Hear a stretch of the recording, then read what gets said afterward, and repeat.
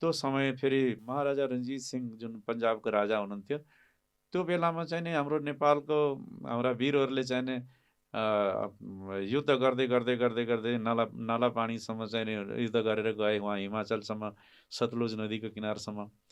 उताबाट चाहिँ नि महाराजा रणजीत सिंहको फौज आए अनि चाहिँ त्यहाँ युद्ध हुन थाल्दा ओहो! महाराजा रणजीत सिंहले भन्नुभयो, तिमीहरू बहादुर हो, तिमीहरूले यति धेरै तिमीहरूले चाहिँ नि जितेर यहाँ आयो, त्यति तिमीहरूलाई काफी छ। ओह! त्यहाँदेखि यता नआउनु, यता आयो भने तिम्रो नोक्सान हुन्छ। अनि त्यो तिमीहरूको चाहिँ जहिले हो कहिले चाहिन्छ म सहयोग गर्छु। अनि तिमीहरू चाहिँ नि यति यहाँदेखि उतातिर चाहिँ आफ्नो नेपाल भनेको अहिले चाहिँ नि जुन के अरे ठुलो के भन्छ त्यसलाई ग्रेटर नेपाल। ग्रेटर अँ, नेपाल उम्, ग्रेटर नेपालको समयमा चाहिँ नि महाराजा रणजीत सिंहसँग चाहिँ नि भेटघाट भएको समयमा त्यो बेलामा चाहिँ नि महाराजा रणजीत सिंहले भन्नुभएको थियो कि तिमीहरूलाई नेपालमा चाहिँ नि कुनै मेरो आवश्यकता पऱ्यो भने मेरो सहयोगको म तिम्रो चाहिँ नि सेवा गर्ने।